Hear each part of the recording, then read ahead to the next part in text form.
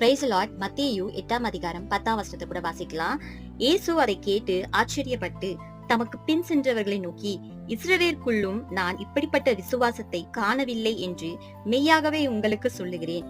இந்த வசனத்துல பாத்தீங்கன்னா, ஆண்டவராகிய இயேசு கிறிஸ்து கிராமத்தின் வழியா போகும்பொழுது நூற்றுக்கு அதிபதி அவரிடத்துல வந்து, ஆண்டவரே, என்னோட வேலைக்காரன் ரொம்ப கொடிய வியாதியினால கஷ்டப்படுறான், நீங்க சுகமாக்கணும் அப்படின்னு சொல்லி கேட்கிறான். நூற்றுக்கு அதிபதி ஒரு காரியத்தை செய்யறான். என்னன்னா, ஆண்டவரே, நீங்க என் வீட்டுக்கு வரதுக்கு நான் பாத்திரவான் அல்ல, நீங்க ஒரு வார்த்தை மாத்திரம் சொல்லுங்க, என்னோட வேலைக்காரன் என்ன பண்ணுவான், சுகமாவான் அப்படின்னு. அப்போ ஆண்டவர் என்ன பண்றாரு, சுற்றி உள்ள ஜனங்களை பார்த்து, சீஷர்களை பார்த்து சொல்றாரு, இப்படிப்பட்ட விசுவாசத்தை நான் பார்க்கவே இல்லை அப்படின்னு சொல்லி ஆண்டவர் என்ன பண்றாரு, மெச்சிக் கொள்கிறார். இன்றைக்கு கூட நாம நம்மளோட வாழ்நாள்ல எப்படிப்பட்ட விசுவாசத்தை ஆண்டவருக்கு காண்பிக்கிறோம்? வெறும் வார்த்தையினால, சூழ்நிலை எல்லாம் அனுகூலமா இருக்கும் பொழுது, ஆண்டவரே, நான் உங்களை நம்புறேன்பா அப்படின்னு சொல்றோமா? இல்ல அனுகூலமாவே இல்ல, அந்த சூழ்நிலையில நம்ம ஆண்டவரை பற்றி கொண்டு, நான் உங்களை நம்புறேன்பா, நீங்க எனக்காக செய்வீங்கப்பா அப்படின்னு சொல்லி நம்ம உறுதியா இருக்கிறோமா?